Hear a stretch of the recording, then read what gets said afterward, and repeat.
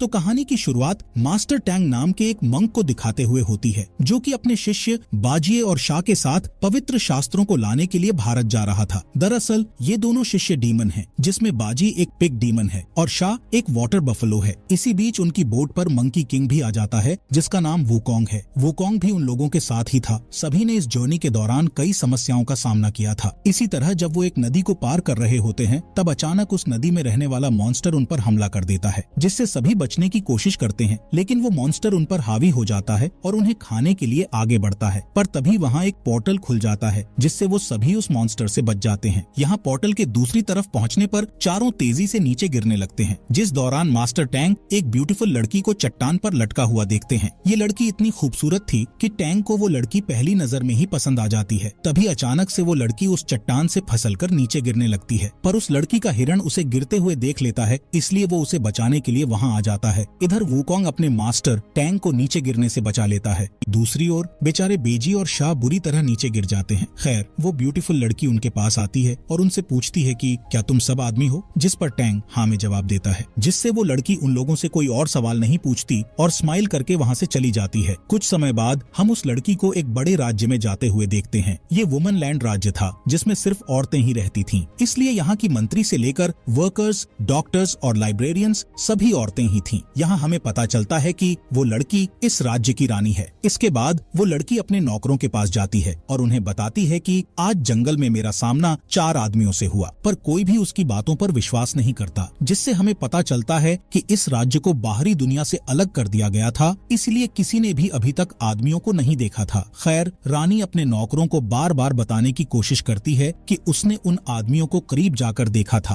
पर अभी भी उन्हें रानी पर विश्वास नहीं होता, बल्कि उन्हें लगता है कि रानी की तबीयत खराब हो गई है। इसके बाद हम रानी को लाइब्रेरी में देखते हैं, जहाँ वो अपनी पुश्तैनी किताब को निकालकर पढ़ने लगती है। इस किताब में लिखा था कि आदमी जहरीले होते हैं। तभी वो नोटिस करती है कि उस किताब के कुछ पेज गायब हैं। इसी दौरान वहाँ राज्य की महारानी आती है, जिन्होंने रानी को बचपन से पाल पोस कर बड़ा किया था। यहाँ महारानी जब उन आदमियों के बारे में सुनती है, तो अपनी सैनिकों को उन्हें ढूंढने का कहती है। दूसरी ओर मास्टर टैंग, वुकोंग और शाह जंगल से बाहर जाने का रास्ता खोज रहे होते हैं, जिस दौरान बेजी को लड़कियों का एक ग्रुप दिखाई देता है, जो कि नदी में नहा रही थीं। यहाँ बेजी उन लड़कियों को देखकर बहुत एक्साइटेड हो जाता है, इसलिए वो अपने शरीर को आदमी के शरीर में बदलकर उनके पास जाता है, लेकिन वो लड़कियाँ उससे इम्प्रेस होने की बजाय उसे पकड़कर पीटने लगती हैं, जिससे बेजी अपने असली रूप में वापस आ जाता है। इसी बीच कुछ सैनिक औरतें वुकोंग, टैंग और शाह को पकड़ लेती हैं। तब मास्टर टैंग अपने शिष्यों को उन औरतों पर वार करने से मना करता है और शांति से इस सिचुएशन को संभालने लगता है, लेकिन वो औरतें बहुत गुस्से में होती हैं, इसलिए वो टैंग की कोई बात नहीं सुनती और उन तीनों को सजा देने के लिए अपने राज्य में ले जाती हैं। इस राज्य को देखकर टैंग समझ जाता है कि इस साम्राज्य में सिर्फ औरतें रहती हैं, जिसके बाद उन्हें महल में ले जाया जाता है, जहाँ उन्हें पता चलता है कि जंगल में वो जिस खूबसूरत लड़की से मिले थे, वो यहाँ की रानी है। तभी वहाँ एक बुजुर्ग औरत आती है और एक पुश्तैनी किताब को निकालकर पढ़ने लगती है। इस किताब में एक मंक और उसके शिष्य मंकी किंग, पिग और नीली चमड़ी वाले आदमी के बारे में लिखा हुआ था, जिससे पता चलता है कि मंक और उसके शिष्यों के यहाँ आने की भविष्यवाणी पहले से ही उस किताब में लिखी हुई थी। खैर, इसके बाद वो बुजुर्ग औरत बताती है कि इस भविष्यवाणी के हिसाब से ये चारों इस राज्य में विनाश करने के लिए आए हैं। ये सुनकर सभी औरतें उन चारों लोगों को मौत की सजा सुनाने की मांग करने लगती हैं, जिससे राज्य की महारानी दबाव में आकर उन चारों को मौत की सजा सुना देती है। यहाँ रानी भी महारानी के फैसले को मानती है, लेकिन वो उन लोगों को सजा देने से पहले उनसे कुछ पूछताछ करने का कहती है, जिस पर महारानी उन लोगों को 1 दिन के लिए जेल में कैद करने का कहती है। यहाँ हमें पता चलता है कि मंकी किंग के पास सुपर ह्यूमन पावर्स हैं, जिससे वो सभी औरतों से अकेले ही लड़ाई करके अपने दोस्तों को बचा सकता है। लेकिन मंकी किंग को टैंग ने लड़ने से मना किया था, इसलिए वो उन औरतों पर अटैक नहीं करता। इसी रात मास्टर टैंग जेल तोड़कर यहाँ से भागने का कहता है, इसलिए वुकोंग जेल का दरवाजा तोड़ देता है और वो चारों वहाँ से भाग निकलते हैं। इसी दौरान रानी और उसकी नौकर उन लोगों से पूछताछ करने के लिए जेल में आती है। तभी मंकी किंग अपनी पावर से मेन गेट को ओपन कर देता है, जिससे रानी और उसकी नौकर गेट से टकराकर वहीं पर बेहोश हो जाती है। जिसके बाद वो चारों उड़ते हुए राज्य से बाहर निकलने की कोशिश करते हैं, लेकिन एक इनविजिबल दीवार उन्हें बाहर जाने से रोक देती है, जिससे सभी नीचे गिर जाते हैं। दरअसल ये पूरा राज्य एक ऐसी पावर से सील किया गया था जिसे कोई भी नहीं तोड़ सकता था, यहाँ तक कि मंकी किंग भी इस सील को नहीं तोड़ सकता था। तभी मंकी किंग कहता है कि हमें रानी से बात करना चाहिए, क्योंकि सिर्फ रानी ही हमारी मदद कर सकती है। इसलिए वो सभी जेल में वापस लौट जाते हैं। यहाँ रानी और उसकी नौकर होश में आने के बाद जेल के अंदर जाती हैं और चारों से पूछ पूछताछ करने लगती हैं, जहां रानी टैंग से सवाल करती है जबकि उसकी नौकर टैंग के शिष्यों से पूछताछ कर रही होती है। पूछताछ के दौरान रानी टैंग को बताती है कि वो उसे पसंद करती है, जिस पर टैंग कहता है कि मैं किसी से प्यार नहीं कर सकता क्योंकि मैं एक मंक हूँ। साथ ही टैंग रानी को अपने मकसद के बारे में बताते हुए उसे अपनी छोटी सी किताब देता है जिसमें टैंग ने अपनी जर्नी के बारे में लिखा हुआ था। इसी बीच मंकी किंग वहाँ आता है और रानी से यहाँ से बाहर निकलने का रास्ता पूछता है, जिस पर रानी उनकी मदद करने का वादा करती है। तभी वहाँ महारानी आ जाती है और रानी को बताती है कि चारों आदमियों को अगले दिन मार दिया जाएगा। अगले दिन चारों को रस्सियों से बांध दिया जाता है और सभी औरतें उन्हें मारने की तैयारी करने लगती हैं। तभी रानी सिपाही का रूप लेकर चारों के पास आती है और उन्हें बताती है कि मैंने नुकीले तीरों को खिलौने वाले तीर से बदल दिया है, इसलिए जब तुम्हें तीरों से मारा जाएगा तब तुम्हें मरने का नाटक करना होगा। यहाँ सबसे पहले शाह को तीर मारा जाता है, जिसके लगने के बाद वो मरने का नाटक करने लगता है। लेकिन जब टैंग को तीर मारा जाता है तब वो मरने का नाटक नहीं कर पाता, क्योंकि उसे हमेशा से सिखाया गया था कि कभी भी दूसरों को धोखा नहीं देना चाहिए। इसलिए शाह बड़ी चालाकी से टैंग के फेस पर पत्थर मारता है, जिससे टैंग बेहोश हो जाता है। इसके बाद मंकी किंग को भी तीर मार दिया जाता है, जिससे वो भी मरने का नाटक करने लगता है। लेकिन जब बाजिए की बारी आती है तब महारानी अपने सैनिकों को तीर बदलने का आदेश देती है, क्योंकि बाजी एक बदसूरत आदमी था और इस राज्य में बदसूरत आदमी का होना सबसे बड़ा अपराध था। इसलिए बाजी पर कई तीरों से हमला किया जाता है। अब क्योंकि बेजी एक डीमन है, इसलिए वो इतनी आसानी से मरने वाला नहीं था। खैर, अब महारानी चारों आदमियों के शरीर को एक नदी में फेंकने का आदेश देती है। तभी रानी अपनी नौकरों के साथ उस नदी के पास पहुंच जाती है जहां उन चारों को फेंका गया था। इसके बाद रानी सभी को एक सेफ जगह पर ले आती है। असल में ये जगह इस राज्य की पवित्र जगह थी। यहाँ रानी सबको बताती है कि उसे भी इस राज्य से बाहर निकलने का रास्ता नहीं पता है। दरअसल सदियों से किसी ने भी इस राज्य से बाहर निकलने की कोशिश नहीं की थी, इसीलिए किसी को भी राज्य से बाहर जाने का रास्ता मालूम नहीं था। यहाँ रानी का मानना था कि उनकी पुश्तैनी किताब से जो पेज गायब हैं, उनमें यहाँ से बाहर निकलने का रास्ता जरूर लिखा होगा। ये सुनकर मंकी किंग कहता है कि शायद उस पुश्तैनी किताब का पेज इसी पवित्र जगह में कहीं पर छिपा होगा, इसलिए वो सभी उस पेज को खोजने लगते हैं। तभी मंकी किंग को वो पेज मिल जाता है, जिसे वो टैंग को दे देता है। जब वो उस पेज पर लिखे वर्ड्स को पढ़ते हैं तो उन्हें पता चलता है कि जो भी सच्चे प्यार के मतलब को समझेगा वो वुमन लैंड से बाहर निकल सकता है। तभी टैंग कहता है कि मैं प्यार के बारे में ज्यादा नहीं जानता, जिस पर रानी की एक नौकर इस राज्य की एक लव स्टोरी वाली अफवाह के बारे में बताती है कि इस राज्य की एक लड़की को बाहरी दुनिया में रहने वाले एक वाटर बॉय से प्यार हो गया था, लेकिन वो दोनों अलग अलग दुनिया से थे, जिस वजह से वो फिजिकल रूप से नहीं मिल सकते थे। इसलिए वो टेलीपैथिक रूप से एक दूसरे से मिलने लगे, पर बाद में उनके साथ क्या हुआ इसके बारे में किसी को कुछ भी पता नहीं है। इसी दौरान अचानक से टांग, शाह और बाजी दर्द से चीखने लगते हैं और उनका पेट फूल जाता है। तब रानी उन्हें बधाई देते हुए कहती है कि तुम लोगों ने पवित्र जगह की नदी का पानी पिया है, जिस वजह से तुम तीनों प्रेग्नेंट हो गए हो। इससे हमें पता चलता है कि वुमन लैंड पर रहने वाली सभी लड़कियां इस नदी के पानी को पीकर ही प्रेग्नेंट होती हैं और नई लड़कियों को जन्म देती हैं।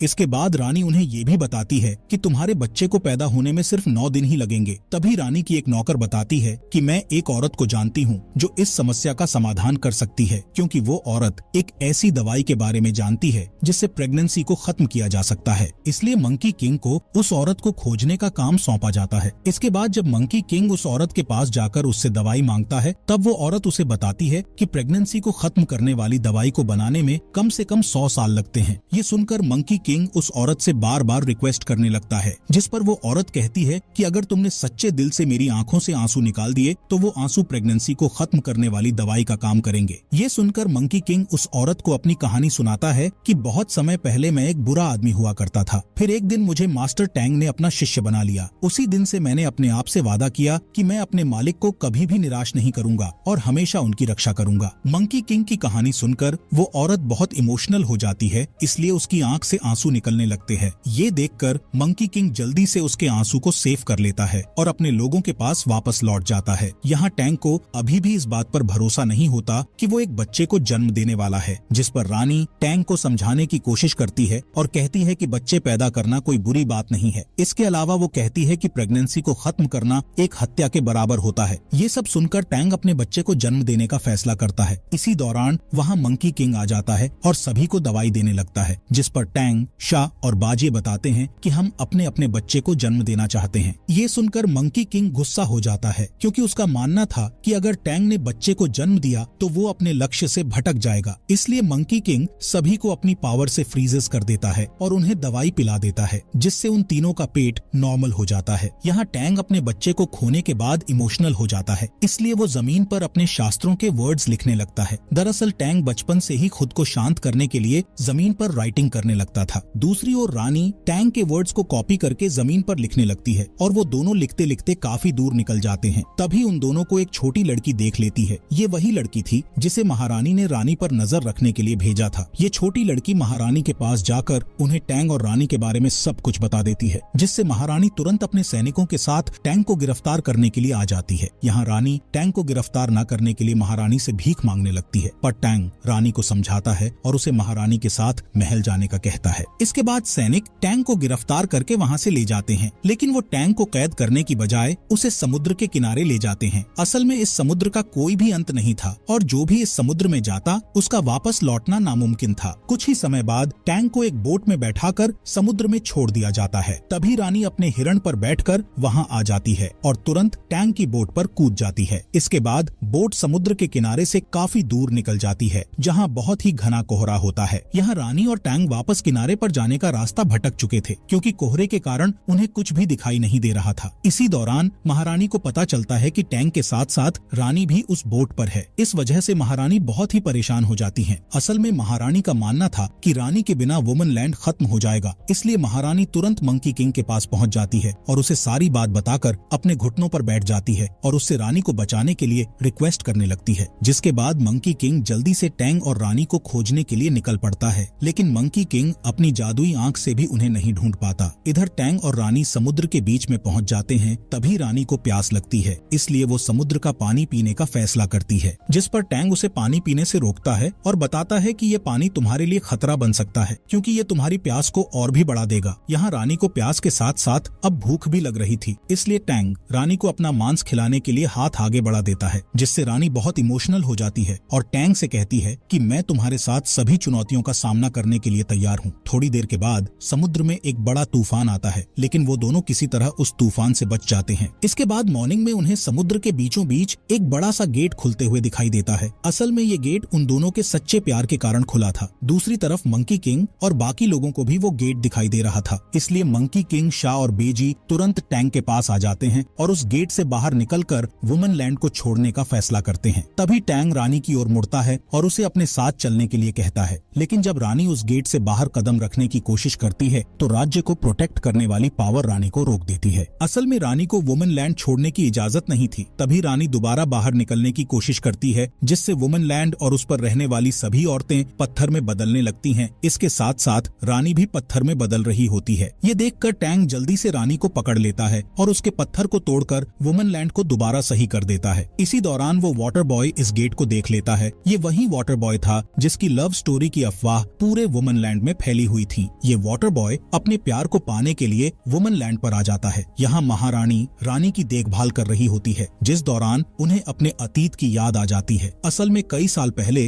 रानी की माँ ने महारानी के हाथों में अपनी बच्ची को सौंपकर उसकी रक्षा करने के लिए कहा था। यहाँ हमें पता चलता है कि महारानी और वाटर बॉय एक दूसरे से बहुत प्यार करते थे, लेकिन इस राज्य की अगली रानी की देखभाल करने के लिए महारानी ने अपना प्यार छोड़ दिया था, ताकि उनकी ड्यूटी के बीच उनका प्यार न आ सके। यहाँ टैंग रानी के पूरी तरह से ठीक होने तक वुमन लैंड में रहने का फैसला करता है। तभी टैंग के सामने दया की देवी आती हैं, जो टैंग को समझाती हैं कि अगर तुम रानी से प्यार करने लगे हो तो उसमें कोई गलत बात नहीं है, लेकिन तुम्हें रानी और सभी प्राणियों में से किसी एक को चुनना होगा। इसके बाद टैंग महल में लौट आता है, जहाँ पूरा राज्य रानी के ठीक होने के लिए प्रार्थना कर रहा था। तभी अचानक वहाँ वाटर बॉय आ जाता है। वाटर बॉय महारानी का पिछले 20 साल से इंतजार कर रहा था, इसलिए वो महारानी को देखकर अपने प्यार का इजहार कर देता है और उसे अपने साथ चलने का कहता है। पर महारानी को इस राज्य की रानी को सही दिशा दिखाने की ड्यूटी करनी थी, इसलिए वो वाटर बॉय के साथ चलने से मना कर देती है, जिससे वाटर बॉय को गुस्सा आ जाता है और वो वुमन लैंड को खत्म करने का कहता है। जिसके बाद वाटर बॉय टैंग और रानी को उठाकर ले जाने लगता है, लेकिन मंकी किंग वहाँ आकर तुरंत उन्हें बचा लेता है, जिससे वाटर बॉय को और भी गुस्सा आ जाता है, इसलिए वो डीमन में बदलकर राज्य पर हमला करने लगता है। तब मंकी किंग, शाह और बेजी उसे रोकने की कोशिश करते हैं, लेकिन तभी वाटर बॉय बहुत बड़े रूप में बदल जाता है और राज्य को पानी में डुबाना शुरू कर देता है, जिससे वुमन लैंड खत्म हो जाता है और सभी औरतें समुद्र में गिर जाती हैं। वहीं मास्टर टैंग जब औरतों को मरते हुए देखता है तो उन्हें बचाने के लिए भगवान बुद्ध से प्रार्थना करने लगता है। तभी भगवान बुद्ध का एक हाथ पानी के अंदर से निकलता है और डूबती हुई औरतों को बचा लेता है, जिसके बाद भगवान बुद्ध वाटर बॉय को उसके असली रूप में लाकर उसे सजा देते हैं।